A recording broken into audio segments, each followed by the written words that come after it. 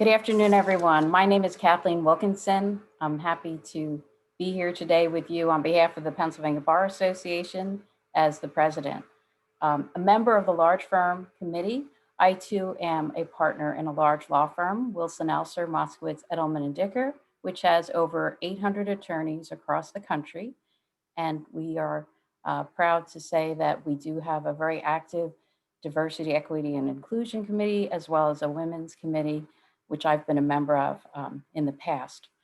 Today, I wanted to introduce our esteemed panel, and I must say that this is our inaugural voyage on behalf of the Large Firm Management Committee.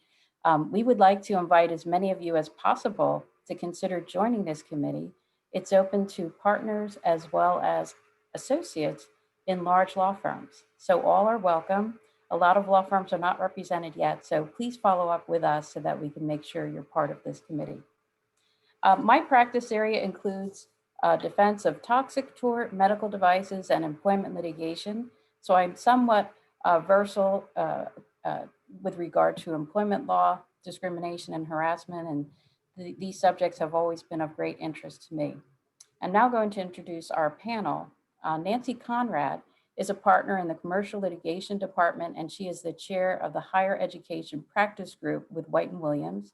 She is located in the Center Valley office near Allentown, and she is the managing partner of the Lehigh Valley's office.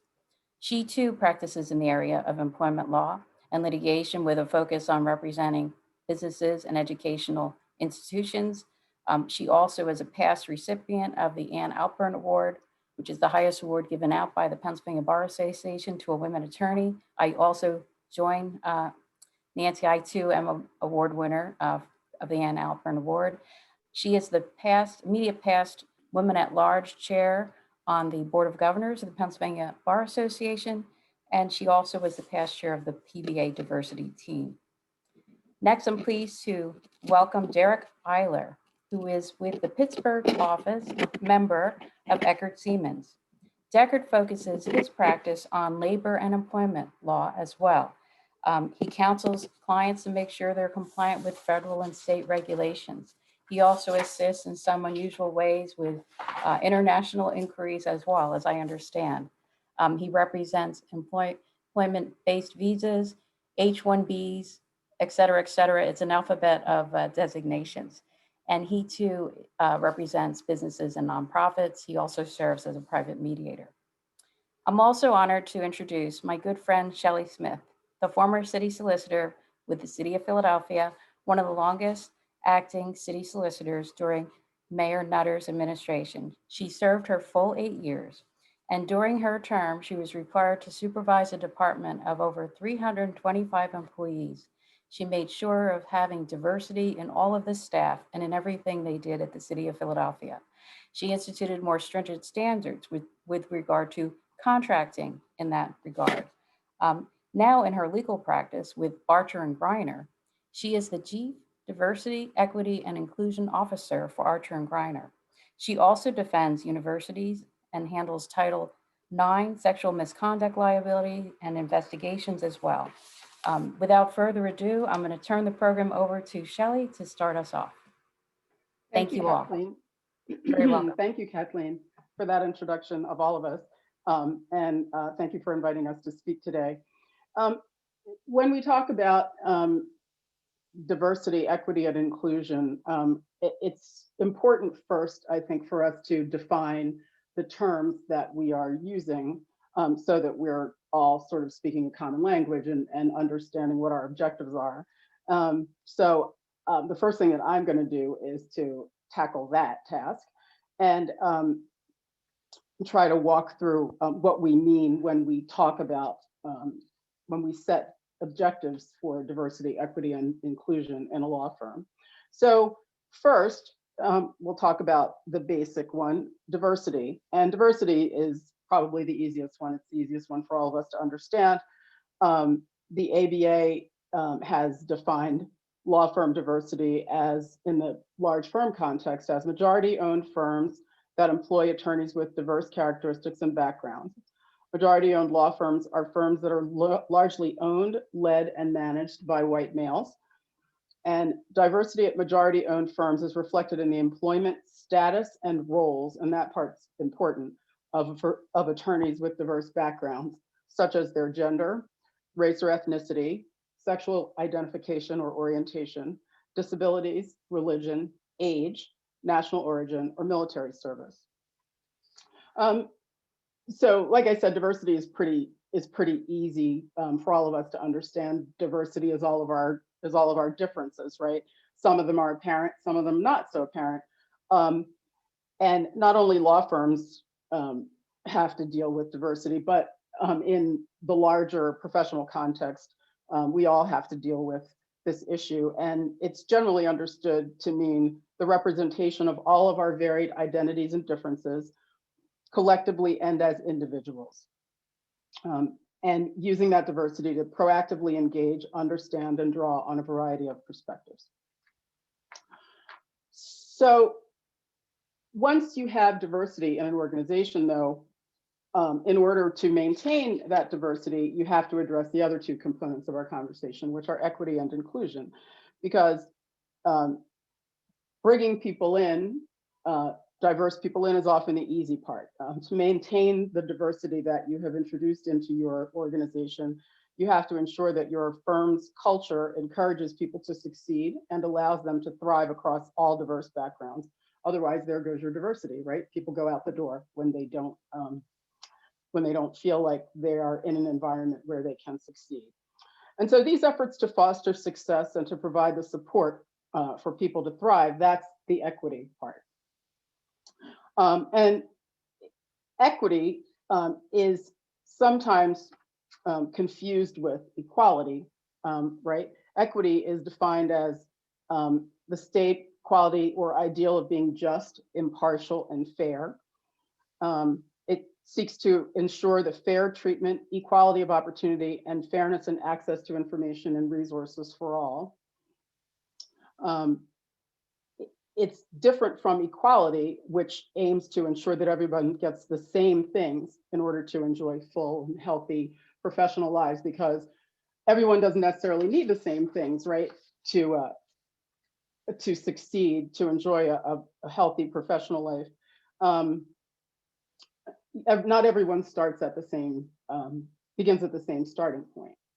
And while we all want our lawyers to develop the ability to take responsibility for their own careers, for example, we first have to recognize that, right? That not everyone comes into the profession from the same place with the same resources or the same network of mentors or contacts, with the same exposure even to the legal profession before they become lawyers, or with the same experiences, or even with the same understanding of what's required of an attorney to succeed in practice at a law firm. So again, once we have invited diverse lawyers into our firms, we must ensure that they have the tools to succeed there, whatever their backgrounds are. And those tools include, and we're going to talk about many of these in more detail, but those tools include mentoring, training, supervision, constructive criticism, all of which help to develop a lawyer's skills, their confidence in their abilities, their confidence in interacting with their colleagues and with clients, and in building a practice, not only in terms of their professional expertise, but also in their ability to develop and maintain relationships with clients that will help their practice to grow. When we give lawyers these tools, they have to feel like they're getting those tools and the feedback that they are receiving as a result of them in a manner that they can trust. And that's where the inclusion comes in. Inclusion builds a culture of belonging by actively inviting the contribution and participation of all people. In a law firm, that means inviting and respecting the participation and feedback of all staff and addressing issues relating to workplace and practice issues, understanding that everybody's perspective is important and everybody's perspective is valuable in shaping how we operate as a firm, how we interact with each other. And that's where the rest of us come in, right? Derek is going to talk later about allyship, but it's important that we all recognize how we contribute to creating and maintaining a culture of a culture that supports diversity and an inclusive culture. A friend of mine who's a cultural anthropologist said to me when I took this position a few months ago that the diversity challenge comes when an organization actually achieves diversity and the culture starts to change, and that's when you often see the resistance to diversity, and people start sort of bristling against what they perceive to be a change in the culture that they once were familiar with. So it's important that we all recognize what all of our expectations are in interacting with each other and interacting in a workplace, what biases we bring to that, excuse me, and how those biases our interactions with each other, because inclusion depends on our collective awareness of the environment that we're cultivating. People have to feel comfortable being themselves at work and bringing their whole selves to work. And we all have to recognize that we all play a part in fostering a culture in our workplaces that allows people to do that very thing. And so we're going to talk about all these things today. And one of the first questions that we deal with in terms of understanding how to increase and encourage and foster a culture of diversity within a firm is to understand even how lawyers expect to progress or succeed within a firm, and what that means in terms of diversity and how diversity relates to that. So Nancy, how is an attorney's success in a firm impacted by these issues of diversity? Ooh, you're muted. Oops. Thank you. I was trying to be so technically sound here, so I appreciate your jumping in and assisting there. So I really think it's important as we delve into this area to identify where we're at right now. So I tend to be a data-driven person, and as the former woman governor, I carefully tracked how women were progressing in the profession and in particular in law firms. So if you look at a survey that was done of over 1,000 offices of major law firms across the United States, it found that women comprised approximately 35% of the attorneys at these firms, that 16% of the attorneys were racially or ethnically diverse, 8% were racially or ethnically diverse women, just about 3% were LGBTQ attorneys, and 0.53% were attorneys with disabilities. With respect to partners, it found that 23% of the partners were women, 9% were racially or ethnically diverse, approximately 3% were racially or ethnically diverse women. So you can see how the numbers start to shake out in terms of advancement in the law firm. I also looked to the National Association of Women Business Lawyers, and most interestingly, at a report, Practicing Law in the Pandemic and Moving Forward, that was just recently released by the American Bar Association. And it tracked very carefully this issue, Shelley, that you addressed. That is, what were lawyers, and in particular diverse lawyers, looking for in terms of recovery from the pandemic and the path forward? And interestingly, for women, two areas that often were identified were lower required billable hours, along with allowing part-time work. Derek, did you have a thought you wanted to mention? Yes, and I was also going to mention to the audience, if you have thoughts, like Derek, he's able to put up his hand, but I want to tell the members, you can put something in the chat. I'll monitor the chat and pass your questions on. Go ahead, Derek. I think that Nancy is right, that it is fundamental to have metrics so that we can essentially determine where we are and where we're going to go. But in relying on metrics, I think it's important for us to keep two things in mind.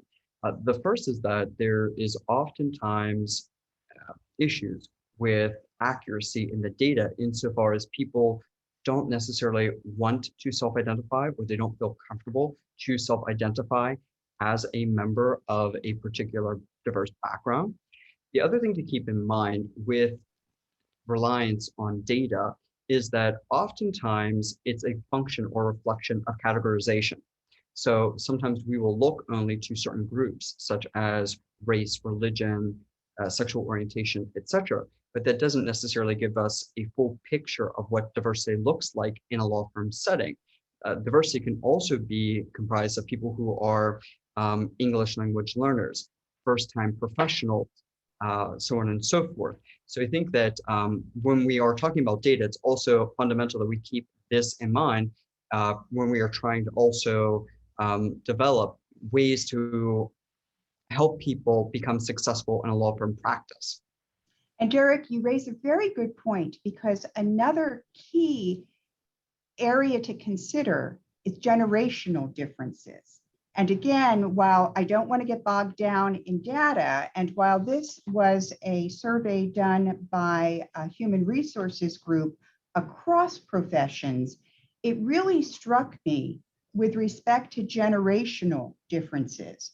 When asked what would improve their work life, the generational differences are significant. The Gen Z and the millennials all looked towards home office type options and improved equipment for that option. Significantly, Gen X employees rated more flexible work schedules as their priority. And when you get to the baby boomers, they focused on pay increases. So you can start to see this differential between the path to success. And there is a real distinction, in my view, between salary and lifestyle. And one of the areas that I strongly believe that law firms need to focus on is identifying not just the one path to success. When many of us started out, that was the gold ring of partnership, full equity partnership. And to some women, diverse lawyers, that still may be a path to success. But for many, there are different paths to success, whether it is that part-time option, whether it is of counsel or having a part-time partnership track.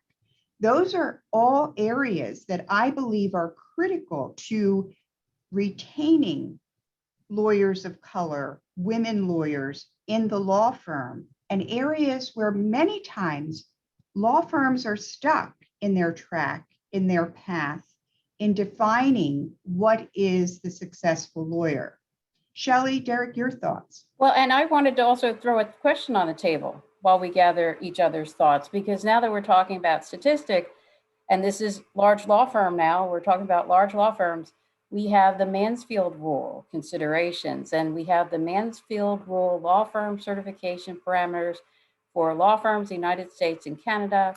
These are in effect between July of 2021 to July of 2022, if you want to qualify. And for those who may not be familiar, the goals of the Mansfield Rule are to measure whether law firms have affirmatively considered at least 30% women, lawyers from underrepresented racial and ethnic groups, lawyers with disabilities, and LGBTQ plus lawyers, historically underrepresented lawyers, as Derek pointed out, and tracked the makeup of historically underrepresented lawyers in the Canada pools by demographic groups. Again, these same groups that are demographically underrepresented for significant roles in the firm, such as equity partner, hiring laterals, election of practice team leaders, election to executive committees, management of firms, et cetera. So I throw that out on the table for our discussion as well.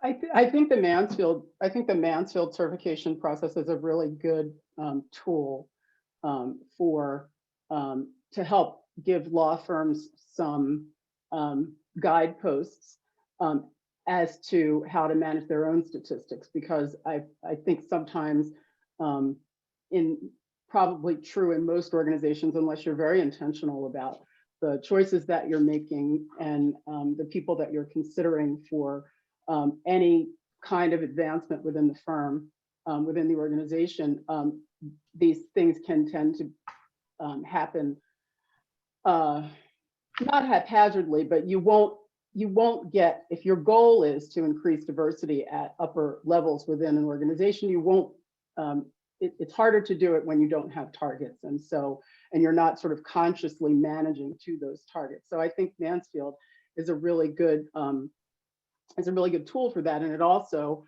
provides a resource for all the participating firms. I know my firm is has been certified in the Mansfield, I think it's the 3.0, whatever the 2020, 2021 certification level was. And Mansfield also provides a resource, a knowledge sharing resource for the participating firms to learn from each other, which I think is extremely important because because on this issue, you know, while law firms may generally be competing with other law firms for business and things like that, on issues like this, we really have to work together, I think, because what ultimately helps one of us helps all of us to increase diversity across the profession and ultimately within our respective firms. But I think Nancy makes an excellent point about the myriad options that lawyers should be considering and law firms should be considering for their lawyers, because you don't, you know, I think the point you make about expectations of millennials, Nancy, is a really good one, because I think sometimes those of us who are older or more senior, I don't want to use older, but more senior in the practice, who've been practicing for a long time, sometimes have a tendency, you know, to sort of grumble and write off, you know, when younger lawyers want to work from home or they want to, you know, adjust their hours or whatever that is, you know, to think that that suggests that they're trying to work less, when in fact, you know, what they and what really all of us should be trying to do is work smarter, right? And we've learned, one of the things we've learned from the pandemic, I think, is that it is within our capacity to work smarter, right? And to figure out ways to balance the many responsibilities that all of us have, and certainly often fall disproportionately on diverse lawyers of all stripes, to try to manage their work within a time frame that works for them having to take care of aging parents, or having to take care of children, or having to, you know, address other personal or family responsibilities that are legitimate responsibilities that, you know, maybe once upon a time when the profession was mostly white males, the people who dominated the practice could rely on somebody else to take care of. Now that somebody else is also in the workplace. And so those people have to figure out how they can actually maintain their profession and juggle those things. So I think it's important for us all to be thinking about how these options that young people in particular are forcing us to think about can be made to work. And we've seen an example of it over the past 15 or so months with remote work. And, you know, now you can do, as Derek is illustrating today, you can do almost anything from anywhere and still maintain your professional obligations. And so we should really be thinking creatively about that.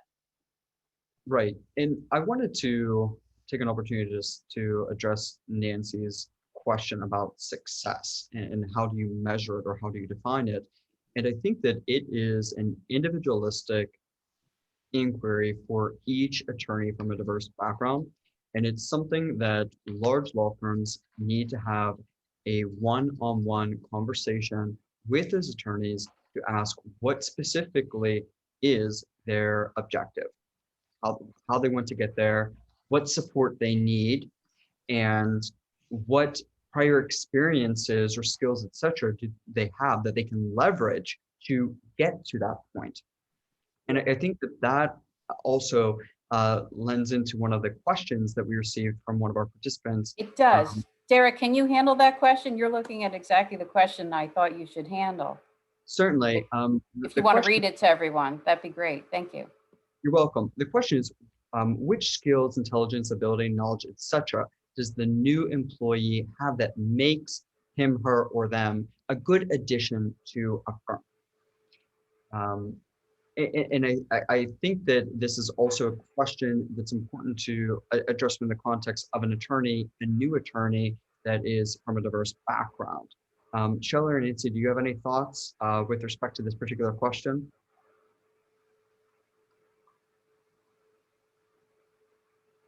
Well, certainly, I think starting with, starting with the basics, I think this, well, let me start here. I think this is a really good question because I think that lawyers have a tendency to assume that, lawyers have had a legal education and they have a certain set of analytical skills and they have a certain set of problem solving skills that they've learned through their training as lawyers and, whatever internships or summer associate positions or clerkships they've had along the way before their entry into a law firm. But I think that in addition to assuming that those legal skills are equal, I think that, success in a law firm also depends on you having good interpersonal skills because you have to work with your colleagues, you have to be able to build client relationships, you have to be diplomatic or have at least the potential to learn to be diplomatic. It's certainly, I think it's harder when you're younger to maintain that kind of level of equanimity that allows you to be diplomatic when sometimes results can frustrate you or the process can frustrate you. But you have to be receptive to learning how to do that. And you have to, I think you have to be quick on your feet in order to manage situations that fluctuate in your profession. That's going to happen often as much as it may in a courtroom, right? And you have to be able to respond in an agile way to the situations that you confront and understand how to manage them appropriately. And so I think that, some of those skills, and I also think that common sense as a trait cannot be overrated because it's the thing you cannot train in people. And I think that, common sense and good judgment, I think go a long way towards being able to manage some of these other issues that you'll confront as you're developing and building your practice and learning how to practice in a firm or anywhere for that matter. So I think all of those traits are important. For me, a very important skill to be developed in with associates, with even my colleagues, my partners, is that there is a mastery of whatever the issue, the topic, the area of law, to really master, whether it's something as simple as trying to determine whether certain documents have to be produced, to whether certain documents are privileged. I want to develop a full confidence in that attorney that's working with me, that they have a full mastery of that area, to the point that when we're in a Zoom meeting, in a one-on-one meeting in court, I know I can turn over the argument, the explanation, allow them to answer the client question because they have demonstrated to me this mastery. And that speaks volumes to me because most of us who have been practicing law the length that we have been practicing, and in my area particularly, I've been representing the same clients for 20 plus years. It has taken me years to develop that client relationship. So when I have the opportunity and develop that confidence with a new lawyer to be able to introduce, present, and let them take the lead on that particular issue or that particular question, it speaks of my confidence in them as well as their confidence and mastery of the skill, which then leads to the connection with the client.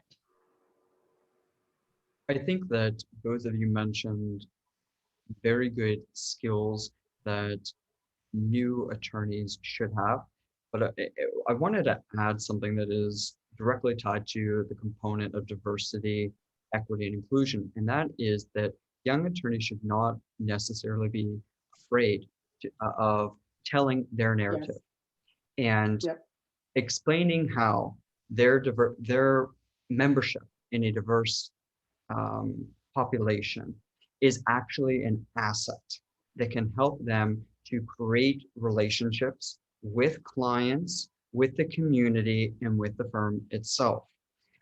From my personal background, I am a dual national. I speak, two languages, and I can't tell you how many times I've been able to use that experience of living abroad, speaking another language, etc., to connect with my clients on a very personal, meaningful level. And I think that's something that oftentimes gets overlooked when we're talking about these hard skills that people have. But it's important to recognize that that too is a significant asset. And Derek, to your point, I agree with you 100%. And I know firsthand that that's always of interest to me personally because it shows another dimension of that person. And a member of the audience actually commented on what I think you said earlier, Derek, which is that we should appreciate that those where maybe English was not their first language or they didn't come from a background of wealth. They lived a life of, it was very difficult and they overcame a lot of obstacles to even go to law school in the first place. We have to realize that not everyone is economically situated the same, and it's another form of diversity, or it's another layer of diversity on top of pre-existing diversity.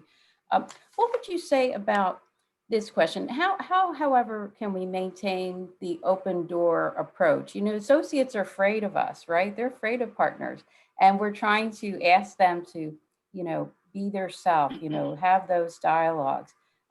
What suggestions do you give for those associates in the audience, but also for the partners who are trying to, create those sense of openness and that we're making our diverse associates and all associates feel appreciated for their work? I think that it is a fairly easy task to dispel that fear and or that apprehension. And that is a function of setting the tone from the very outset. Um, telling people that if they have any questions, concerns, or anything that they want to discuss, that they can come to you. Showing that you support people from diverse background, whether that is marching in a parade for the LGBTQ pride events or attending or doing pro bono work for a nonprofit organization that supports diverse populations, but showing that you support people. And I think also being willing to mentor and to train young attorneys from diverse backgrounds and actively seeking them out and giving them those opportunities. Because it's one thing to say something, but it's quite another when your actions translate into concrete intentions and help those attorneys connect with you. Yeah, I agree. I think it's really important, not only to sort of create the understanding that you have an open door, but also to walk out of that door yourself, right? And go extend yourself and go and talk to younger attorneys. And I think it's important for everybody to understand too, that you don't have to be a diverse lawyer to mentor a diverse lawyer, because I think sometimes people feel like, well, I'm not sure what a diverse lawyer really needs because I feel like their needs are so different from mine. And that's not really true. I think sometimes we can lose sight of the experiences that we had as young lawyers, because everybody, all of us, depended on getting support from mentors and supervisors and more senior people who were more senior to us along the way. And it didn't matter. I mean, all of my mentors were not African American women. I had mentors that were all different kinds of people, and I learned something from all of them, and I still have excellent relationships with all of them, and those relationships have helped me throughout my career. And so I think it's important for us as senior lawyers to understand that no matter what the young lawyers personal circumstances might be, there's always common ground to be found. And so, we have senior lawyers who will walk into an associate's office and sit down and just chat with them about whatever. We should be doing that for everybody, not just for, people who look like us but because it's incumbent upon us, if we want our firms to continue to succeed and exist, for us to invest our own personal time in getting to know the lawyers that we've thought well enough of to hire, and to encourage them to build relationships with us so that they can have us as a resource as they move forward in their careers. Are these formal mentoring programs in the firms? If you could also comment on that. Go ahead, Nancy. I think it's twofold. I'm a firm believer in mentoring and sponsorship and allyship, and I know Derek's going to speak to that more fully. But I also, and I agree with Shelley that we want to develop personal connections to diverse associates as well as all associates. I also think as those of us who have achieved the level where we're at, it also extends to such very important training, whether it's formal training or informal training. I want associates that work with me to have that opportunity to argue in court, to take a witness and be responsible for the prep and the examination during trial. But that doesn't mean just throwing them into it or giving them the opportunity. It really means some down to earth basic training, practicing, rehearsing, and even if they don't get it perfectly right the first time, picking them back up, dusting them off, and getting them energized to tackle it the next time. It happened to me during a trial when I had an associate at my side and she was going to present two of the witnesses. She was beat up by the judge pretty badly, the first witness. And that night we needed to regroup. And she came back the next day and mastered the next witness that she examined. So it's a real training process that we have to recognize doesn't result in success necessarily the first time, but that it's a process and we need to be there to support personally and professionally our associates throughout that process. Derek, do you want to get into sponsorship also? And how often do you need to check in, whether you're a mentor or a sponsor? These are some of the questions we're getting. Sure. So if you could go to that as well. Thank you. Without doubt, I think that in terms of sponsorship, allyship, and upstandership, it's important to have an understanding of what those concepts mean. And really, when we're talking about allyship, it is what actions can we take to show that we support people from diverse backgrounds, whether it's in their personal lives or their professional lives.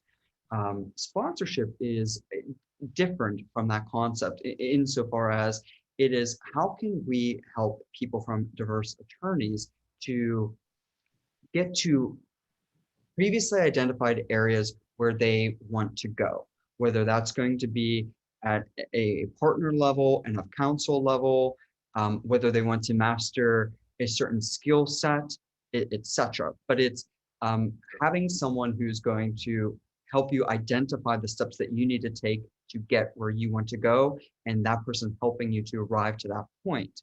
And then I see upstandership as someone who is essentially taking action to really overall promote diversity, inclusion, and equity on a more generalized level. And I think that takes all of these take various forms within a large law firm setting. I think certainly one way to help with sponsorship is through a mentorship program. And this gets back to your prior question, what kind of mentorship program? On our end, we have both a formal program, which is circle mentoring, where both associates and partners meet at regular intervals throughout the year to talk about any issues that affect their practice. But it's also, I think, important to recognize that we have many people who engage in informal mentoring, which is just as, if not sometimes more important, for people to be successful. To Nancy's point, education and training is fundamental for all of these things. At our firm, we try to offer a number of CLEs that are focused on DEI issues. For example, a lot of people might not have the vocabulary to talk about these concepts. So we provide training on what those are, and then give people opportunities to discuss what is, what they've learned and how they can incorporate it into their practices, and creating a repository of these trainings for associates and any other staff member to do it.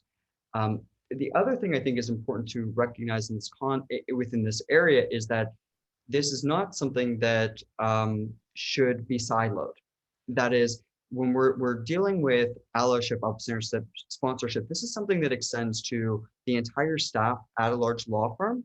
And in doing so, I think you really reinforce for a lot of attorneys that this is something that the firm takes seriously, whenever you're not just doing it for one group, but for all. And the last thing that I think is really helpful is taking, again, concrete action that demonstrates a commitment to helping to promote people from diverse backgrounds, because then your staff, your attorneys, et cetera, are able to see that you're not just talking the talk, you're walking the walk. For us at our firm, we have been involved with the Name Change Project and representing a number of nonprofit organizations that support people from diverse populations. And time again, we've seen associates and others come back and say, you know what, I didn't know that you really cared like you did, or that this was an issue that's important. I didn't know that the firm was going to give me pro bono credit for participating in these programs. And it's these types of initiatives that really help to create that connection between what we're saying and what we're doing and getting us to our goals. That's great information, great advice, Derek. Thank you very much. I know at our firm, we do give pro bono credit, and it's so appreciated as equal credit with billable hour credit. So that's a great I think it's incentive. I think that's really important, because I think it's important for diverse staff. To Derek's point, in our firm, we too have training and programs and diversity initiatives that are staff-wide, not just for attorneys, because it's important throughout the firm for all of our staff to appreciate that diversity and equity and inclusion are values that the firm is committed to. But I think pro bono particularly, I think, is important because it is walking the walk, right? It's showing diverse lawyers that issues that can be important to them are important to the firm, and that they'll have some opportunity to do work that is, not just moving, pushing paper from one large client to another, not in any way to disparage some of that, to disparage any of that work, but to also work on issues that are important in society, in the community, things that can, have the potential to change the culture more broadly, and not simply within the firm. So I think that's really important. And when you talk, Derek, about I'm sorry, Nancy, go ahead. I just wanted to echo, we too have a pro bono requirement and credit with respect to number of hours.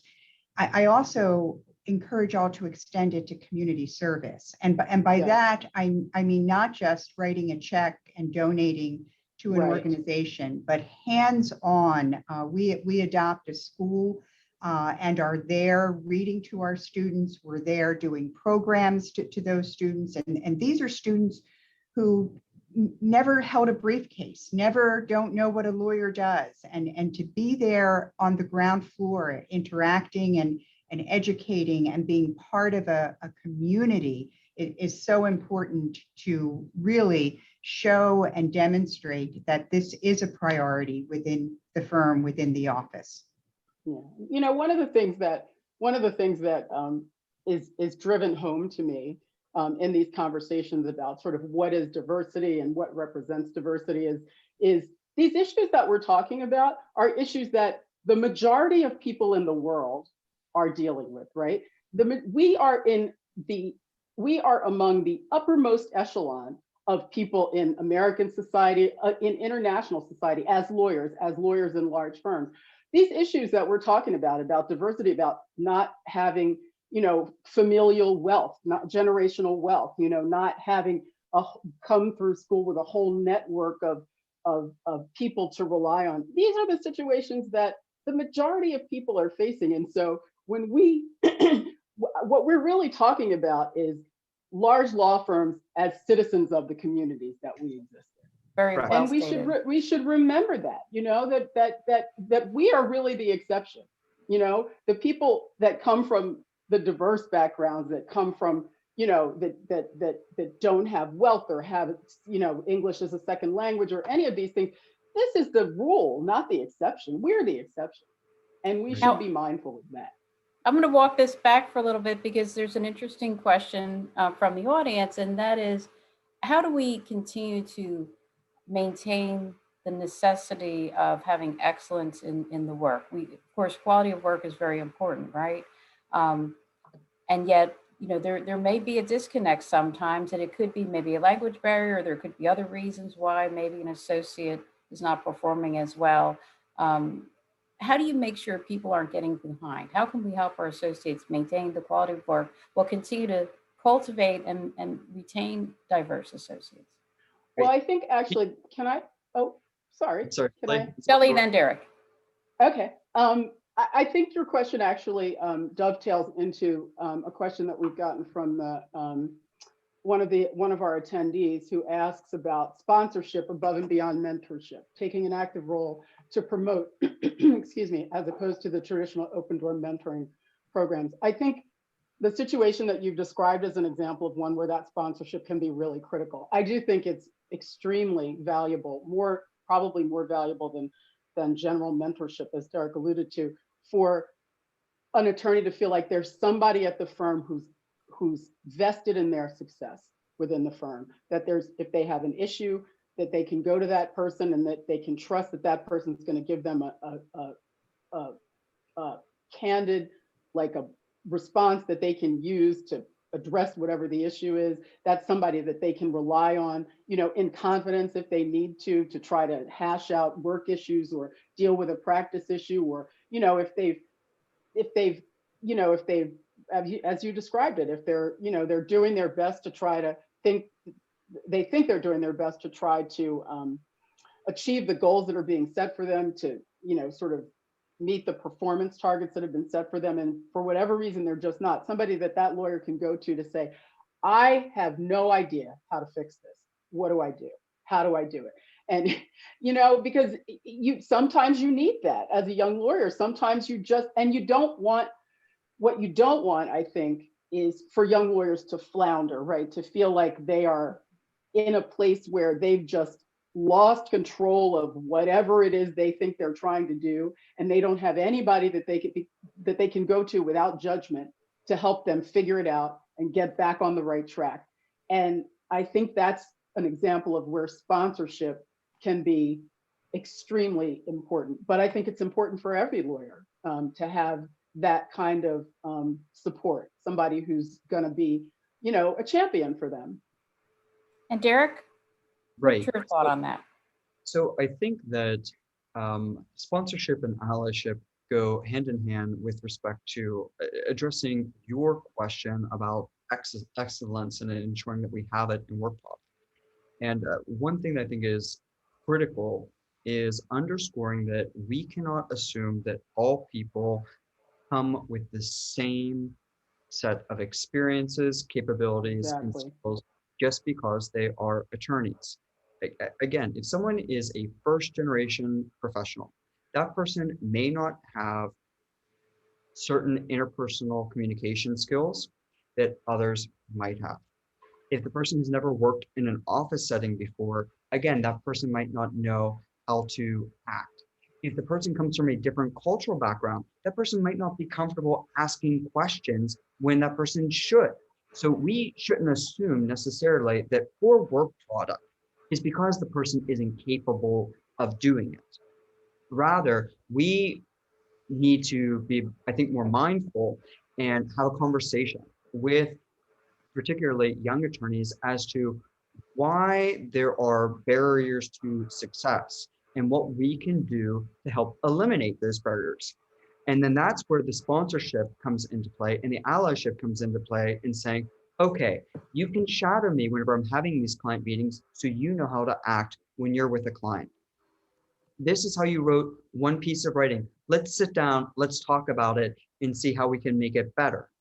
Um, I think that that is how you're able to ensure both supporting your attorneys from diverse backgrounds and achieving that excellence in work product.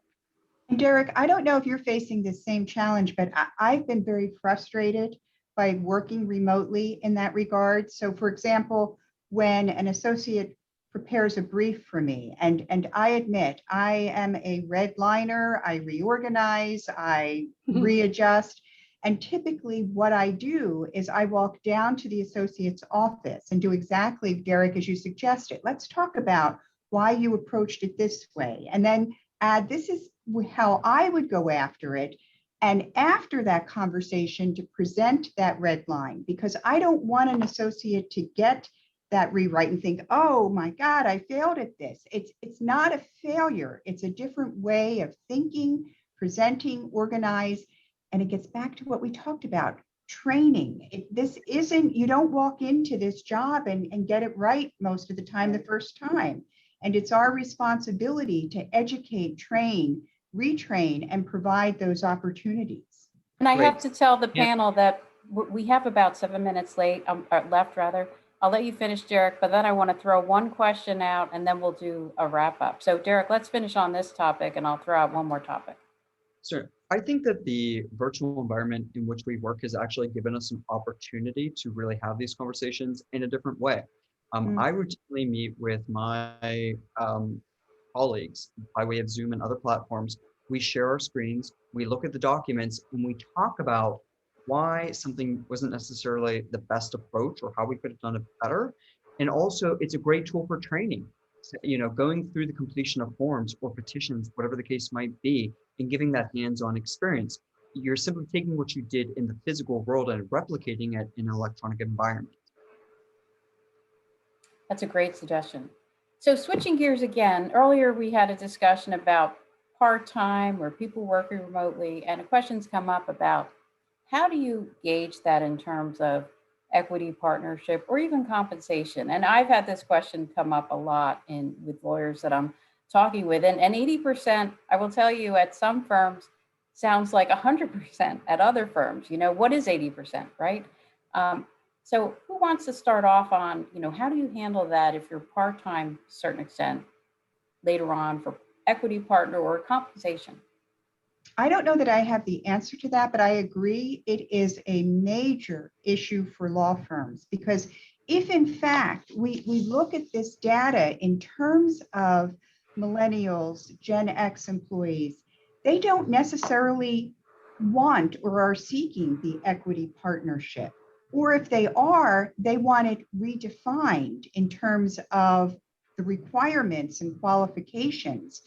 And it is so critical that we have at the firm management table representatives across the board, diverse voices and faces. And if their success is different than what it means to become an equity partner, law firms are missing out. So the system has to be reevaluated. I don't have the answer yet, so I'm hoping Shelley or Derek does. I don't have the answer yet either, but I think that in addition to having to factor in whether their definition of success is different, I think that we also have to evaluate whether they are able to achieve the traditional definition of success by different means, and that those means are no less valid. Again, the pandemic, I think, and a couple of the commenters, the attendees have pointed this out in the comments, the pandemic has given us an opportunity, I think, to do things, to look at opportunities to do things in different ways. And we shouldn't write those off as inadequate just because they are not the way we have customarily done our business. We have to figure out qualitatively whether they work or whether they are workable, and import from this experience what's been the good parts and sort of get rid of the parts that have really kind of stunk about it. But I think we need to think about, again, I too have managed to work effectively during the pandemic because we have 6 offices spread across 4 different states. And operating remotely has enabled many of us to connect from different offices where we otherwise wouldn't have. And that's been a great benefit to all of us, I think, that we didn't necessarily have when we were physically located in our offices all the time and sort of siloed there doing our own thing. So I think we have to figure out, how success is being defined, and qualitatively how success is being achieved, and figure out how to layer those 2 things on top of each other to, again, to the point that Derek has made repeatedly, to figure out what's going to work for treat every attorney as an individual and figure out what's going to work for them in the context of succeeding within a firm and help them get there. And Eric, what are your thoughts? I'm sorry, Derek. No worries, no worries. I think that this actually goes to one of the comments that our attendees have made, and that is about checking in. And what this really is, I think, is a discussion on communication with attorneys from diverse backgrounds. And it's not just a one-time conversation about what success is for you, because I think all of us would agree that what we thought was going to be our definition of success when we started our careers is very different than what it is now. So it's very situational. And I think it's also important to just have that continuing dialogue with staff and attorneys, and then use that to help shape the way in which the firm is going to move going forward. And it also has, I think, an impact on succession planning, growth planning, and other strategic initiatives that large law firms have, because understanding, what your future leaders are going to be expecting or what they want is fundamental for the success of a firm. And if you don't have that candid and frequent dialogue with attorneys, I don't think we'll be able to achieve those goals with respect to your strategic planning. Well, we're getting a lot of kudos from members of the audience of how excellent a program this is. And I want to do one more plug for the large law firm committee. Please let us know if you are not already a member, and we're happy to sign you up. The Pennsylvania Bar Association, as I mentioned, has a diversity team. We have a minority bar committee. We have the Women in the Profession committee, the LGBT committee, many committees, disability committee. And we hope to put on more programs like this in the future. I wish we had time to go around one more time, but I was told that it's always best to end on time. So I want to thank our speakers again, Nancy Conrad, Derek Eiler, Shelley Smith. You were all fabulous. I think everyone got a lot out of today, and we look forward to doing future programs with you. And thank you to everyone who attended. Thank you. Take care. Thank you.